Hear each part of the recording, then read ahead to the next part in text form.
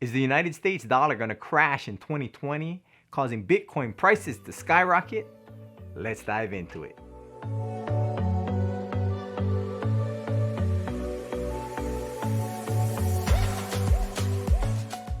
What's up, guys? It's Kai here. Welcome to my channel where I talk about money, finance, and entrepreneurship. If these type of things interest you, go ahead and hit the subscribe button down below and the notification bell to stay updated on upcoming videos. In today's video, we're going to be going over why the US dollar might be crashing in 2020 and why moving over to Bitcoin might be a good idea. So now this year, 2020, there is a lot going on. The stock market took huge dives. It's kind of making a comeback because they're printing out stimulus packages.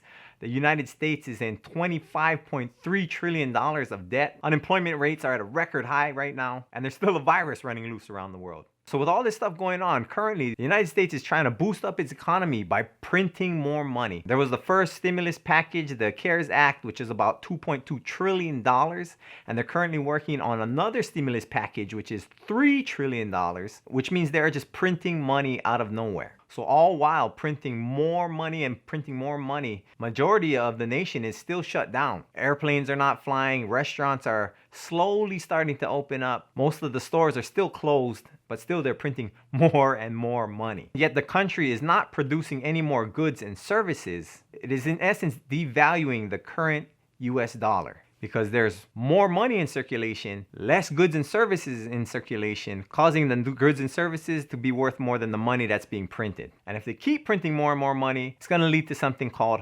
hyperinflation. Well, the value of the US dollar will start diving. I mean, sure, it's great that everybody gets their stimulus checks, which gives you more money to spend. But in an extreme case, say that they gave everybody $1 million.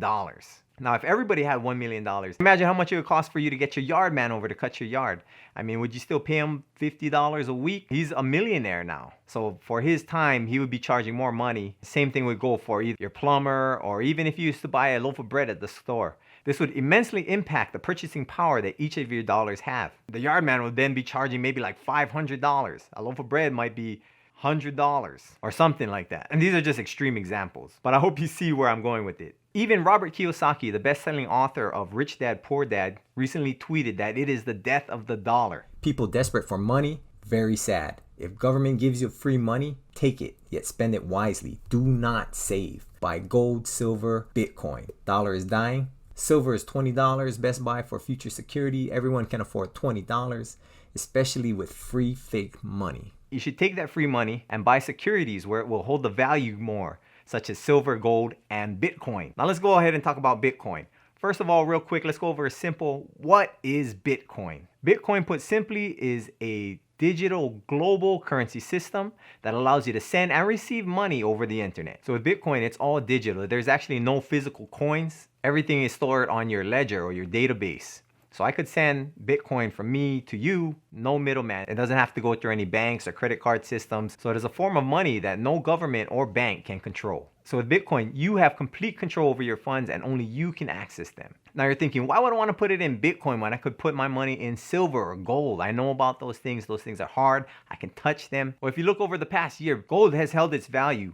But if you look at the Bitcoin, it has held its value more so than gold has. So far this year, Bitcoin is up 23% and gold is only up 12%.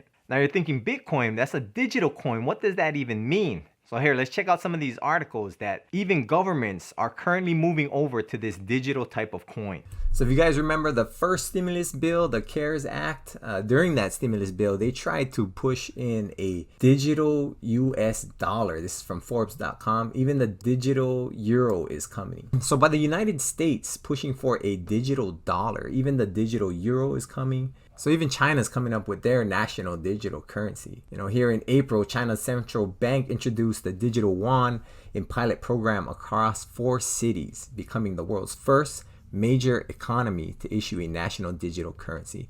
So you see, guys, the world is moving towards a digital currency already, you know, justified by the United States, the euro, China. That seems to be the way that we are moving towards. They are already validating that digital currency is the way of the future. Bitcoin is also way more versatile than gold or silver in terms of spending it and actually using it. More and more places across the globe is accepting Bitcoin. I'll tell you guys a little story that I had about gold. Back in the day, I bought some gold because I thought it'd be a good way to hold the value of my money. So back then I bought a few gold coins, United States Mint gold coins, 1 ounce. US Mint, $50, 0.999 ounces of gold. 2 coins, almost 1 ounce of gold each. At the time I bought them for about $2,000 each. And then I was at a point where I was like, hey, let me see how much money I could get for these coins. Or if I wanted to spend them, how could I spend them? So I was walking through the mall and I seen a shop, a jewelry shop. It says, we buy gold. So I went into the gold shop and I was like, hey, I had my coin on me. I was like, how much would you give me for this gold coin? Now, it's a US Mint gold coin. They offered me $200. At the time, the price of gold was about $2,000. They offered me $200 for a US Mint coin, verified 1 ounce of gold. That's about 10% of what the value is worth. The only place I could go to find that they would give me the actual value of a coin is I had to go to a coin collector shop. And they did as I would expect. I showed them the coin. They looked at the price of gold that day and what gold was selling for. And they made me an offer. So whatever gold was selling for an ounce, they said, hey, here's $2,000. They would write me a check for $2,000. At that point, I realized, like, how difficult is it to actually buy gold and spend gold? You know, same for silver. Imagine if I went to the store and I wanted to try buy a gallon of milk. How would that work? I'd have to shave off a corner of the coin. I'm not sure exactly how that would work. So that's when I started looking into Bitcoin to hold the value. And Bitcoin, you can send it in fractions. You don't have to send just one Bitcoin. Currently, a Bitcoin is about $9,000 each. But you can send 0.00001 of a Bitcoin somewhere if you wanted to buy something small. It's definitely more usable, I think, in the real world as opposed to silver or gold as far as spending and buying goods and services. Also, recently in the Bitcoin world, there was something called the halving. Not to get too complicated, each year, Bitcoin releases a certain amount that can be released to the public. There's only 21 million that's set to be released overall. So that kind of stops inflation, where they can't just keep printing digital Bitcoins out of nowhere, just like how the US government is doing with their dollar bills. But this year, the amount of Bitcoins going to be released has been cut in half to about 6.25 Bitcoins. So a certain amount of coins are released each year. This year, they get cut in half so that they become even more scarce. So if you start limiting the supply, demand goes up, price increase goes up. Let's go check out some charts and see what happened the last couple times that this halving has occurred. So here's a quick chart of the Bitcoin halvings that's been happening. So when it started off in the beginning, you see this massive jump over here, 17,794% return. This halving happened over here, November 28, 2012. Right after this halving happened, boom, a crazy 9,200% return. Bitcoin shot up from $12 to $1,178. Took a little dip, hit this halving here in July 9th, 2016, skyrocketed up almost 3,000%. Went from $657 all the way up to $19,800. So now I did the same thing. It took a dip. Right now it's currently trading around $9,000. So with this halving coming up, generally looking by these two blue areas here, say maybe a year and a half to 2 years, it should be peaking. So as you can see, like in the past, there were some crazy gains made by Bitcoin, and there could still be some crazy gains to be made still. So for fun, let's dive in and see where Bitcoin is going. Okay, so let's make some predictions off of this just for fun. So since this went up about double what this, so this went up about 19,000, this went up about 18,000, that's about a half during the last halving. During this halving, this is about 3,000, that's about 9,000, so this is a third.